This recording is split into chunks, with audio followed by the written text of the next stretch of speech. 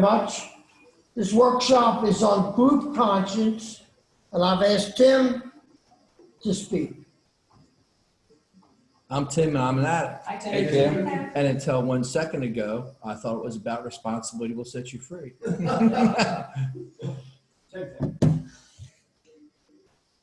I do want to say this. It's kind of funny when we said part of the announcements were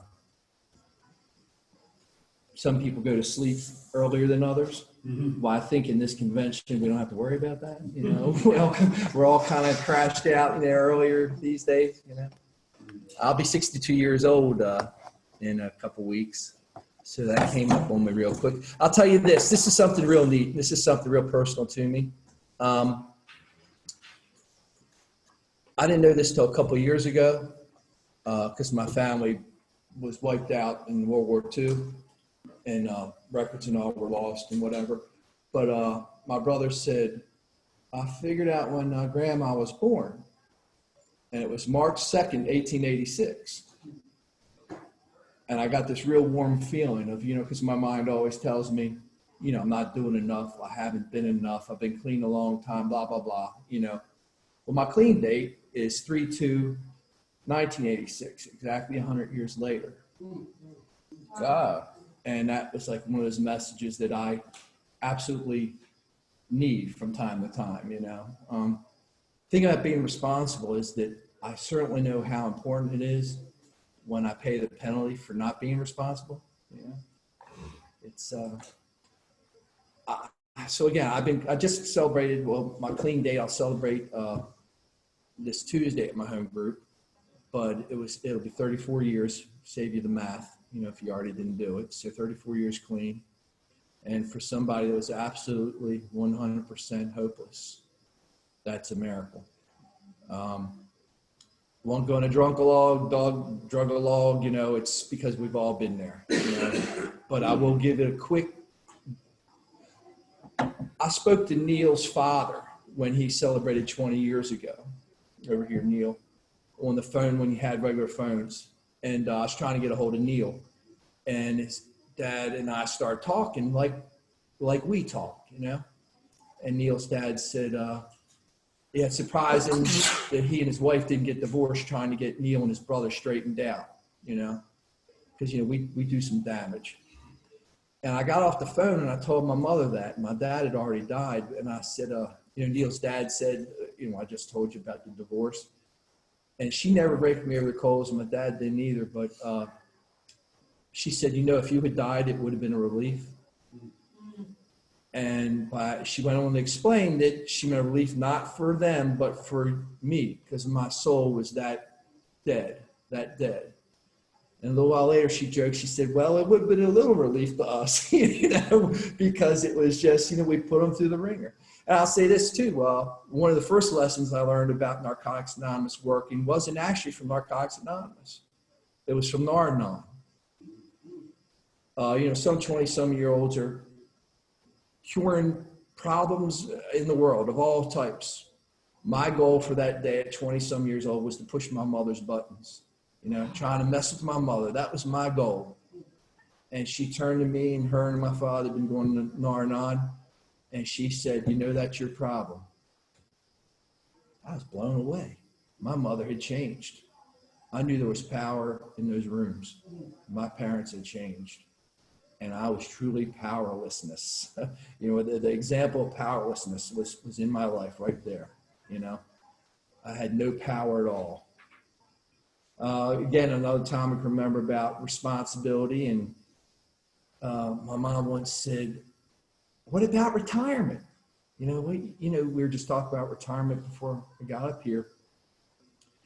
And you can't argue with crazy. And my response to my mother was, well, I'm already not working. How can you argue with somebody that nuts? Hey, I'm living today and I don't care, And I used to go to these meetings. I got clean for 90 days in Baltimore area, and then I relapsed and things got real, real ugly. And then I was responsible enough because I felt the actions, the penalties to my irresponsibility to follow all instructions. And I moved down to Atlanta and just stayed clean. I got sidetracked there somewhere. What was I saying? Anybody help me out there? I'm blank. Anyway, I got clean out of sheer desperation. You know, I was willing to follow those instructions. Follow those instructions. It's time. You got to do something different. Do something different. And when things get bad enough, I'll do it. I just remember what it was. In the Epic House response, I heard this phrase, and it would get me. It was like a punch in the gut. I'm telling you, it's a punch in the gut. And it was this. And I think it would be a good, slogan for a convention. Responsibility will set you free.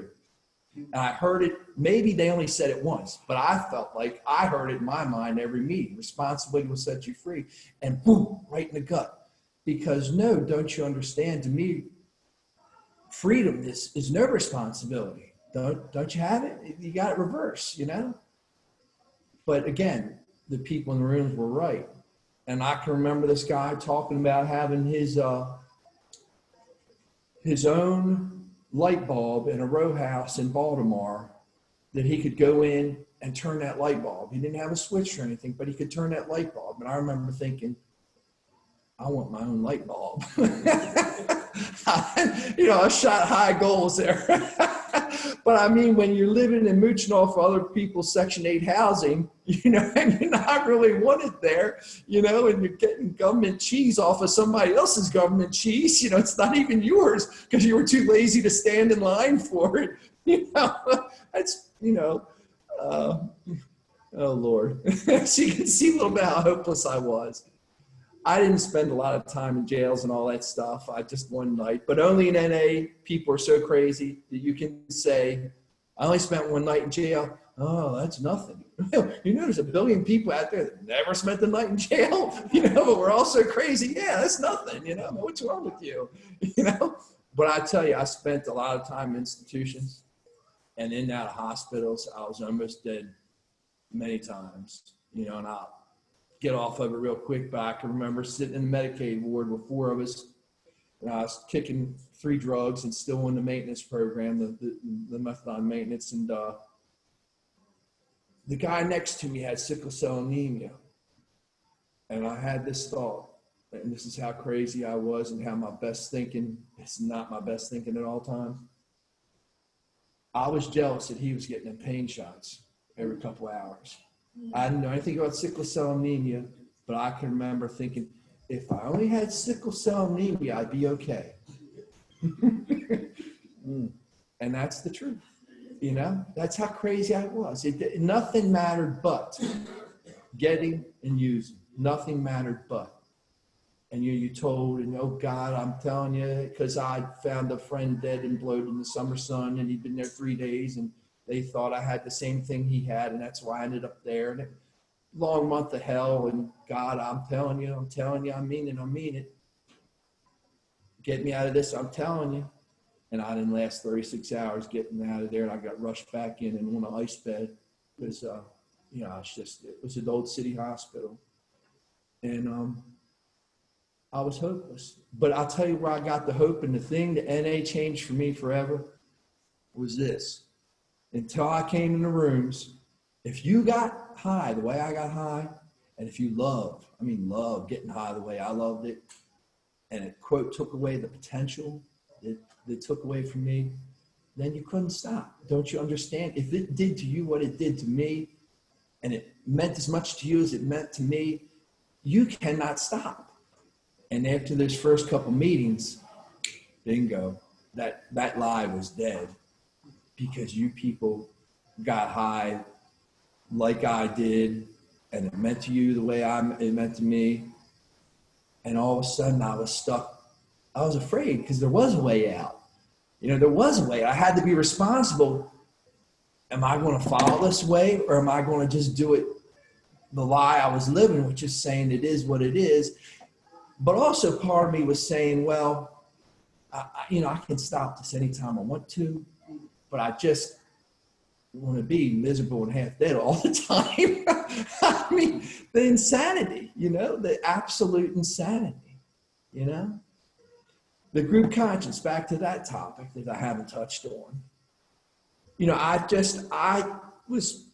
always celebrated my NA birthday, picked up a tag somewhere or a chip. But I just recently really started getting into my NA home group again.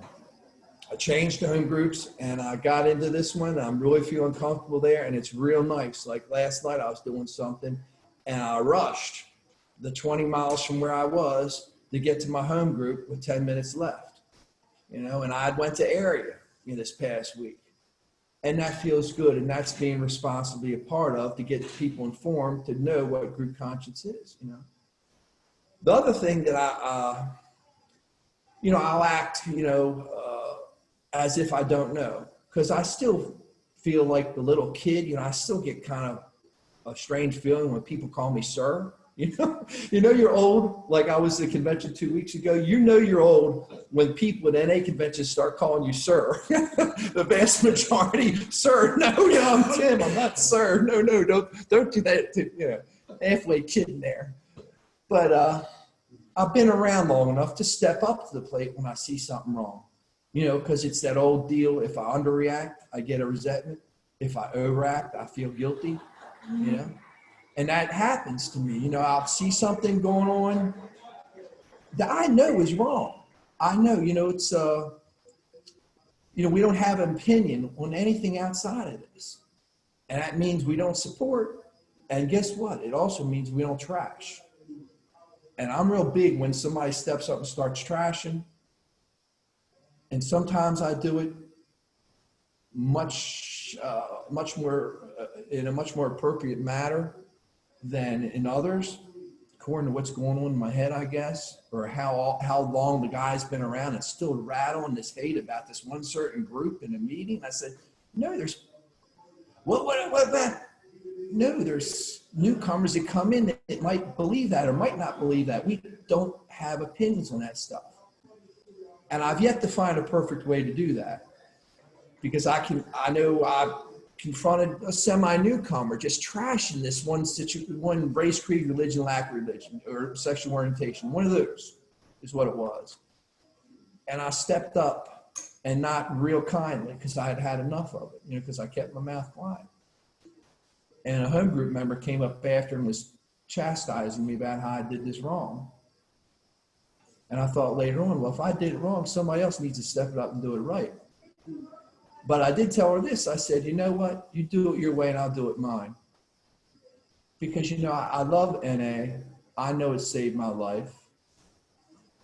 And I don't want the message diluted in any way, shape, or form. We don't trash and we don't push.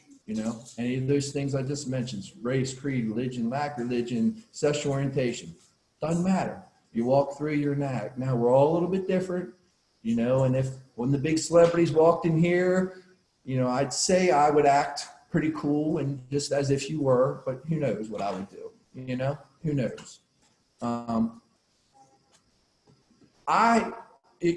To get that fire again about NA that I had early on, that wonderment, I've been hitting a lot of conventions lately. I just talked about earlier when my mom was saying retirement. I retired like a year and a half ago, and I've been hitting conventions all around the world and meeting people that know how to do this program. I went to a convention in NA, and I took a set of our key tags over there. And a guy that translated for me, I gave him the set of our key tags, and we're walking down this longest pedestrian walkway in Europe, in Kaunas, Lithuania. And this guy goes, the guy gave the key tag. He said, hey, you mind if I give these key tags to Mika? I said, whatever, do whatever, they're yours. He gives him this girl, and this girl starts crying. She was from Slovakia. She said, we don't have these. That's how much gratitude she was full of. And we're walking down. I'm thinking, man, this girl's got, she's a third of my age and has got 10 times more guts than me. She somehow makes this cool living that goes around and just artsy and lives and just free spirit, I'll slip her a couple euros, a little bit of money to, help her out, I give it to her. She looks at me, she goes, wow, I just gave my last €5 to the convention. I was like, man, it's still, I get a rush out of that. I didn't give my last €5 to the convention, you know? Another neat thing about going and learning and being responsible that I'm not NA, this is not NA. Over there, they do this. If you get a key tag, what they do, if you get 6 months, you don't get up and get it. They take that key tag and they pass it around. And everybody gets it and says a prayer on it. And it goes all around the room. And when that person gets it, it's warm and hot and full of prayer. Another European country, they do this. We're big on key tags. Clean time doesn't represent quality and all that stuff. Well, I don't know. Pick up and then look back and see if it's quality. You know what I mean? But in this one country, they give out key tags for working steps, not for time. How often would I pick one up? So I guess the idea for me to be responsible is to open up my mind, because this is not the way it is. This is just a part of the way it is. And I come to these conventions and find out. And I learn from all kinds of people what it is to really just travel and live the NA way. It's a neat life. And it's, at my age, not too many people can say at 62, they're healthier than they were at 23. I mean, I can do stuff now I couldn't do at 23. I mean, that's as crazy as that is. It's still a pretty neat way to live. Not sure I wouldn't recommend all that path I took, even clean. The other thing, and then I'll try to be quiet. What's that? I'll say this one last thing and then be quiet. Isn't that one of the lies in NA that's universal? And now I forgot what I was going to say. So I'll leave it at that. How about that? But boy, it was good. I'm telling you, you missed out on that. But anyway, I appreciate you listening to me. Thanks.